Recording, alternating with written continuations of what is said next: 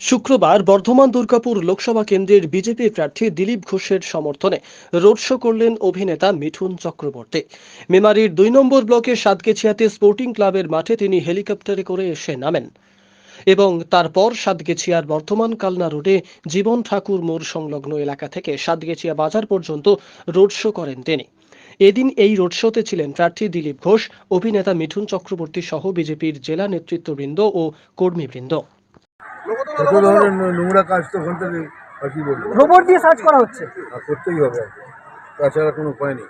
পশ্চিমবঙ্গের সব জায়গায় এইভাবেই সার্চ করা হচ্ছে। চলো আসি।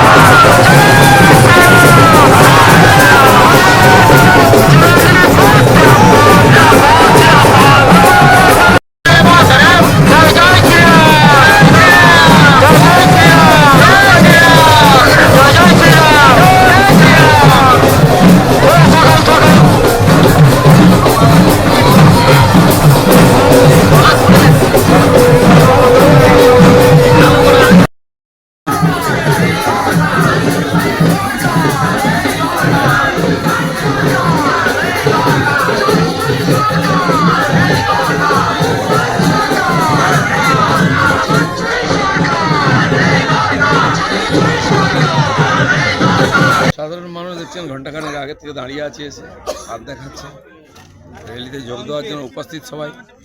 চারিদিকে একটা বিজেপির প্রতি ব্যাপক সাড়া উৎসাহ পাওয়া যাচ্ছে। আজকে কোন জায়গায় র্যালিটা অনুষ্ঠিত হচ্ছে? আজকে মন্ত্রিসভা সাতগেছিয়াতে রোড শো আছে। মাননীয় মিঠুন চক্রবর্তী আসছেন, তার রোড শো 5 মিনিটের মধ্যে উনি পৌঁছবেন এখানে। এই ধরুন দুপুরের মধ্যে দেখেছেন হাজার হাজার লোক চলে এসেছে। রোড শোর পাশাপাশি আর কি কর্মসূচি থাকছে? কিছু না, রোড শোই আছে। এর আগেও আপনি এই এলাকায় প্রচারে এসেছেন, আজকে সাধারণ মানুষের মধ্যে যে উচ্ছ্বাস, যত কতটা? সময় এগোচ্ছে তত উৎসাহটা বাড়ছে। আগে একটা ভয়ের পরিবেশ ছিল, কারণ গত নির্বাচন, তারপরে পঞ্চায়েতে এখানে টিএমসির গুন্ডারা সাধারণ মানুষের উপর অত্যাচার করেছে, ভয় দেখিয়েছে, দোকানপাট লুট করেছে, ভেঙেছে।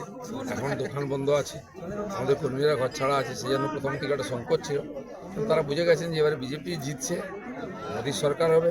সবাই ধীরে ধীরে কাজে লেগে গেছেন।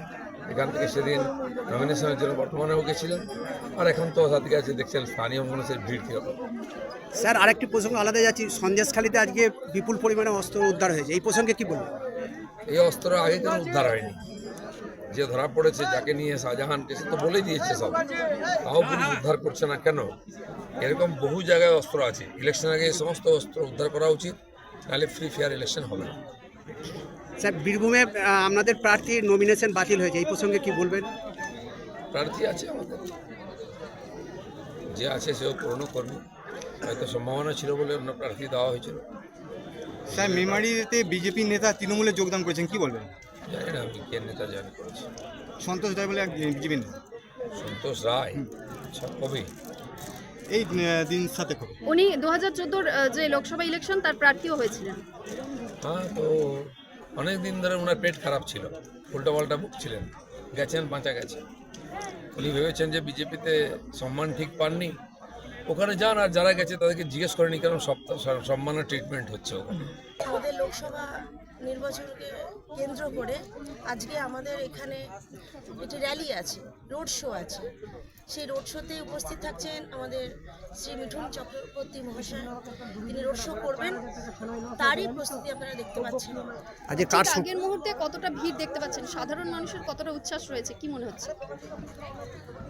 বিজেপি মানেই সাধারণ মানুষ নিয়ে বিজেপি, এটা উচ্ছ্বাস আপনারা দেখতে পাচ্ছেন। বেশিরভাগ দেখতে পাচ্ছেন আমাদের কার্যকর্তারা বেশিরভাগ নয় এখানে এখনো, তারা সবাই ব্যস্ত বা দূর থেকে আসে। বেশিরভাগ সাধারণ মানুষ তারা এসছে, তারা বিজেপির জন্য এসছে। আর অতি অবশ্যই তারা জানেন যে মিঠুন চক্রবর্তী, ওনার একটা আলাদা গুরুত্ব আছে, সেজন্য তো এসছেই। এবং ভারতীয় জনতা পার্টির আবহাওয়া পরিবেশ যেভাবে সৃষ্টি হয়েছে, জনসাধারণ এগিয়ে আসছে। কার সমর্থনে আজকে রোড শোটা হবে?